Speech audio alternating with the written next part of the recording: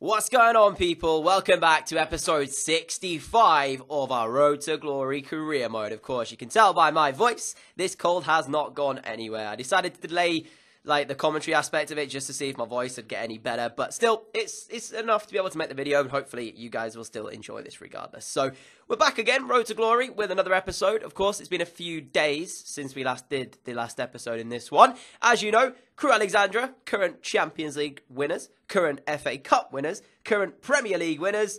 The only thing left to do with Crew is pretty much win the Carabao Cup. So, that's hilariously our main aim this season, which is not something I expected to say.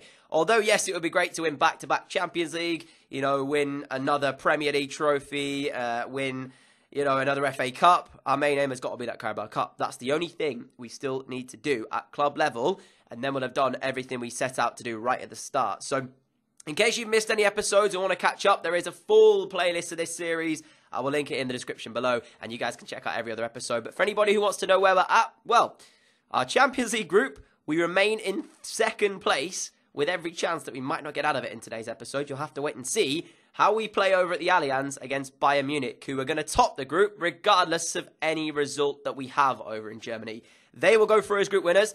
They are too far ahead to be caught. They're 4 points ahead of us at that point with one game left. I think a draw is enough, actually, to get us through that one. But until then, we have this Carabao Cup quarter-final to look forward to. Over at the Stadium of Light, Sunderland, our opponents. And this one was weird, because going into game, the fans were in full voice for the home side, and you could kind of get behind a team at that point, and it always makes them play a little bit better. And for the first half, I just could not break them down. Lukaku going the closest with the latest chance there before hitting the post. So it took until the second, but we did eventually find the breakthrough. Anwar El Ghazi, Mr. Consistent from last year's FIFA, although he's still playing a big part in this series, not quite as much as maybe he did for us in FIFA 17. Smashes that one into the top corner, and we take the lead in the 50th minute of play. So luckily for us, that gets us 1-0 in front, and I have to say, that first half and stuff, we were totally dominating possession-wise. We had, I think, 40% of the players, something crazy along those lines, might have been 38% in Sunderland's half in that first half, that there was just no doubt in my mind that we were going to go through to the semi-finals. It was then confirmed with the second of the evening after Anwar El Ghazi again tried one from distance, this time a massive deflection, taking it past the goalkeeper, who could do pretty much nothing about it at this point. When you get so unlucky like this for the goalkeeper, it's just not been his day. He's beaten by one crazy strike, and then the second one comes in, and it's just kind of like, well, sick. I can't do anything against it. He makes a good save, though, before we do find the third of the evening. Donis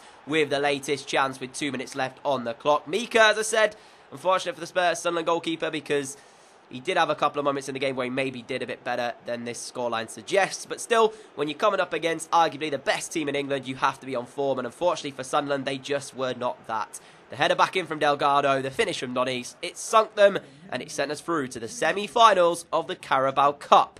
There was, however, time for Sunderland to actually get one consolation goal. Wahibi Kazri with the finish from this one.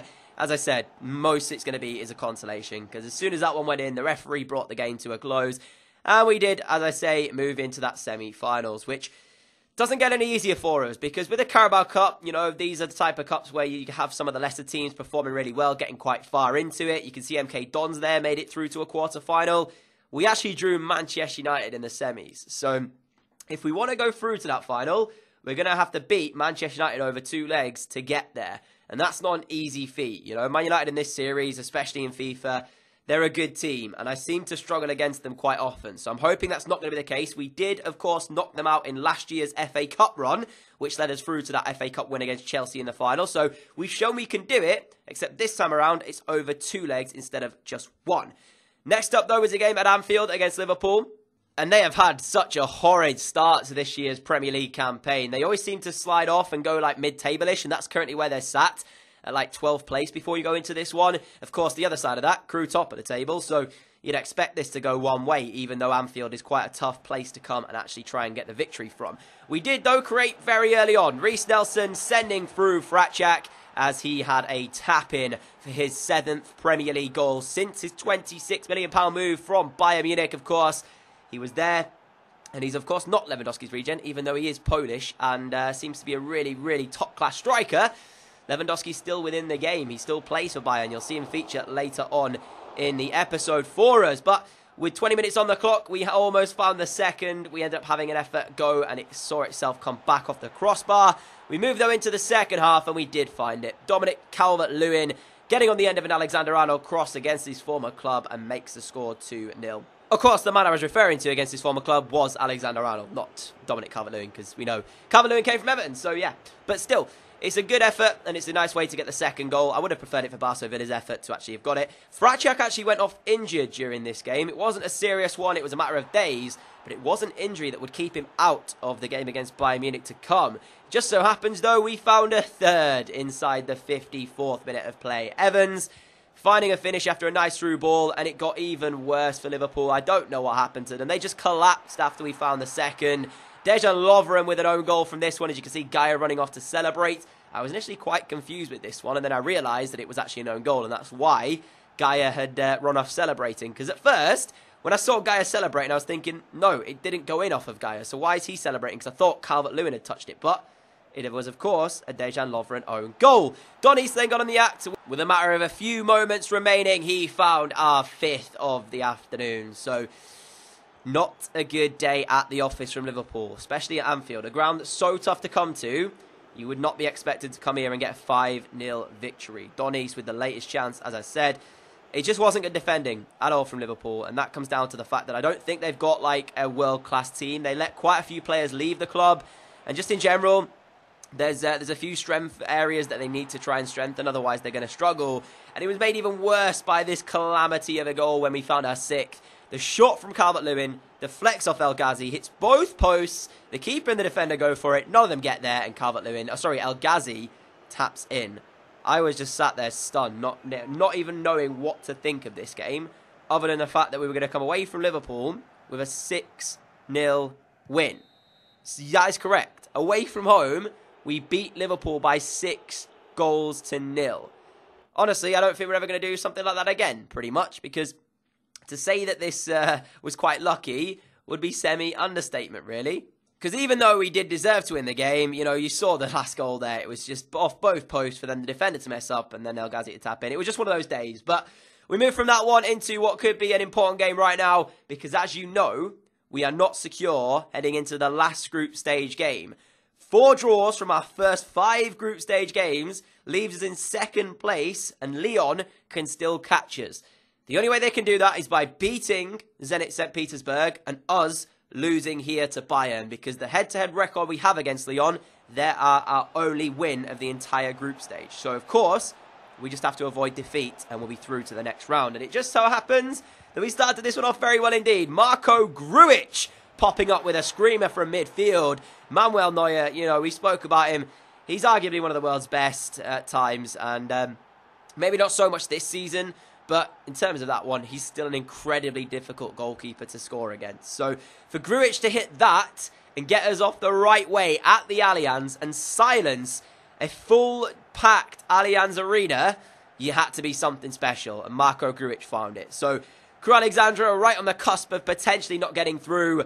They stand up and they are counted. A fantastic finish. And we take the lead here with 5 minutes on the clock. I thought we found our second after a really good move.